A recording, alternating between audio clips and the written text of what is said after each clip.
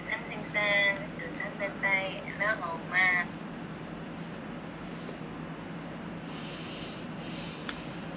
新先生早晨弟弟，你好嗎？我係叫伊娜，我係人嚟啊！我嘅習慣有仔，我生活過住。我之前有試過做嘢喺香港落練，照顧小朋友，正唔正嘅 OK，掃地、抹地、晾衫、晾衫。我唔識做咗，但係我 Kapan nak pasien pian? Belum no? Enggak sih. 我做嘢會晾衫，亦話會播菜。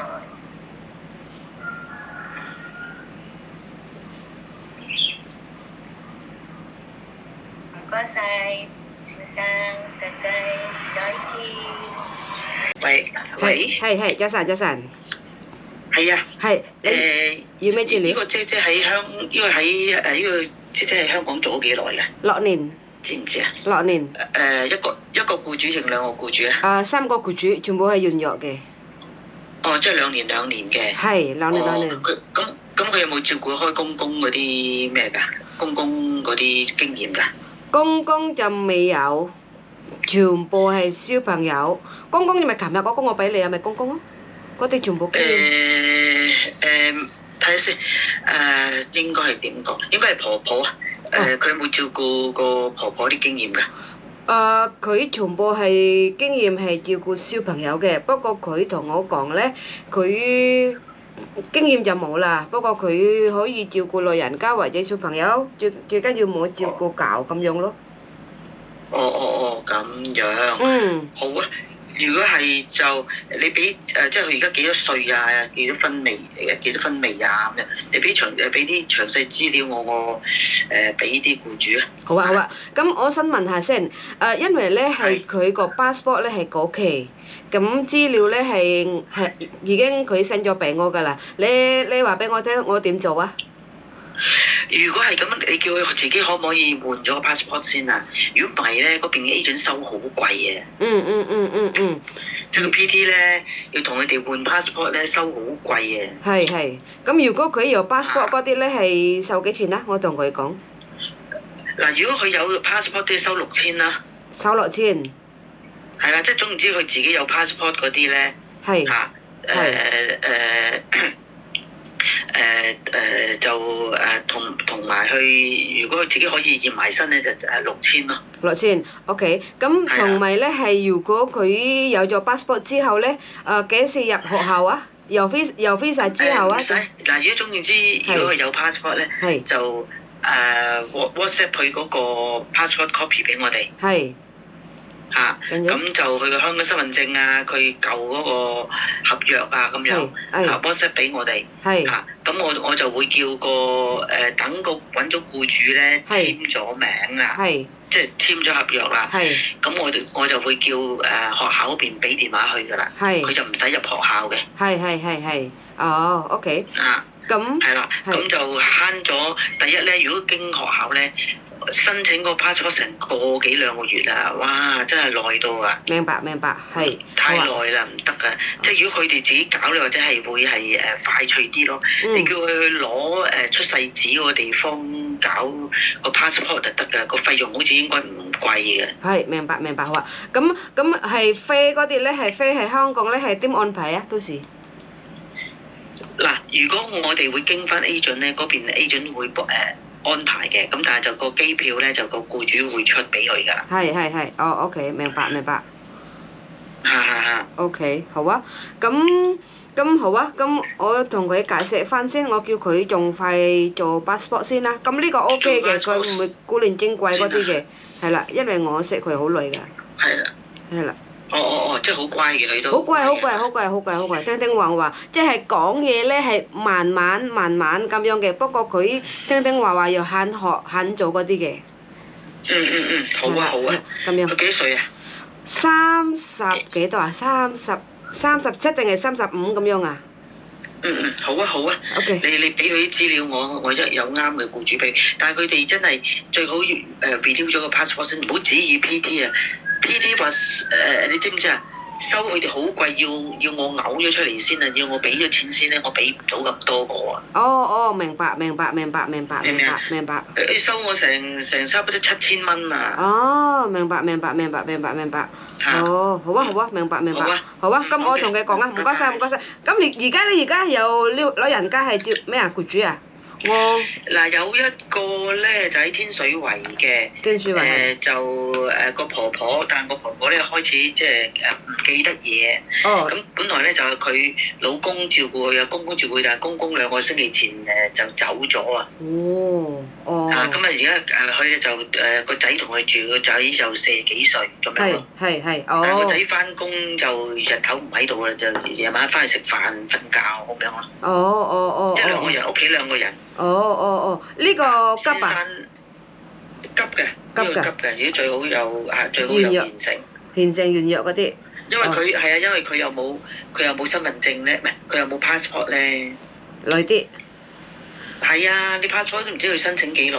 OK， 咁我幫你安排試下有冇原藥嗰啲3月原藥嗰啲啊。咁原藥嗰啲你唔收錢係咪？係好。OK， 好啦，拜拜。Pastikan teman-teman ya, cari pembantu. Hei, yang pengen jaga loyan kah? Monggo. Oke teman-teman semuanya, jadi itu tadi cerita ngobrolnya istri saya sedikit dengan orang-orang Hong Kong yang mau nyari CC. Jadi saya memang nggak ngerti bahasa Kantonis ya. Jadi yang ngerti bahasa Kantonis bujuku ya, ngom sekteng. Saya nggak bisa memahaminya, tapi paling tidak apa yang mereka omongin saya agak rada ngeh. Jadi sekali lagi kita itu dikatakan sebagai agent ya, sebenarnya saya cuma sampai ini ya. Kami ini hanya sifatnya membantu ya teman-teman. Jadi bagi siapapun yang ingin kembali lagi cari majikan atau sebaiknya, saya cuman sedikit berpesan kepada teman-teman bahwa agent atau apapun itu yang membantu prosesnya teman-teman itu pasti orientasinya adalah profit. Karena rata-rata agent itu ada yang sudah sangat besar, ada yang biasa, bahkan ada yang cenderung sangat tidak dikenal gitu.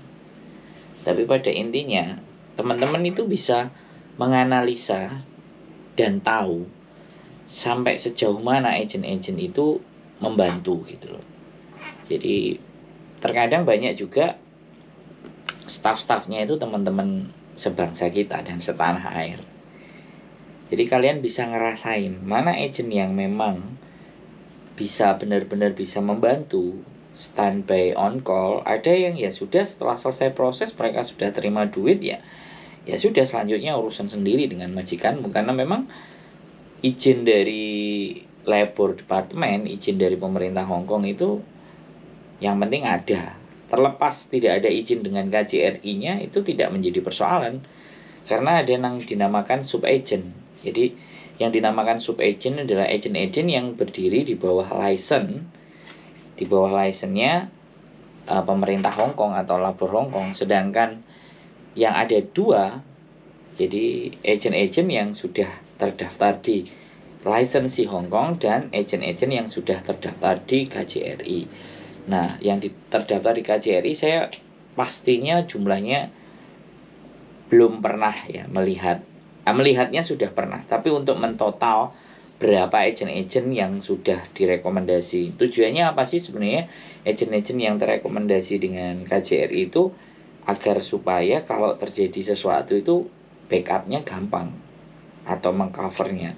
Tapi pada fakta dan kenyataannya di lapangan masih banyak keluhan dan curhatan teman-teman yang menyatakan bahwa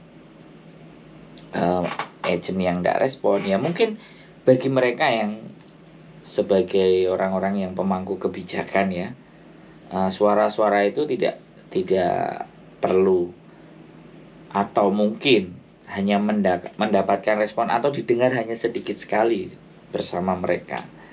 Tetapi agent-agent pasti teman-teman itu bisa memilah mana yang benar-benar agent itu membantu dan mewakili hati kalian, aspirasi.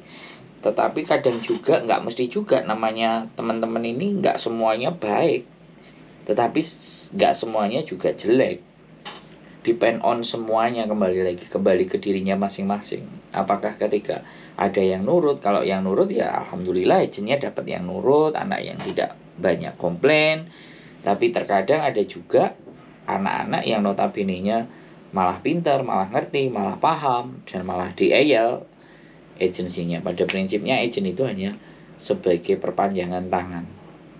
Karena sekali lagi KJRI tidak membuka sendiri. Karena memang negara perwakilan itu ya ada banyak peraturan yang nggak bisa dipegang sendiri oleh si negara tadi. Makanya diserahkan pihak swasta. Nah, fungsi di agent itu tujuannya adalah mencari majikan gitu.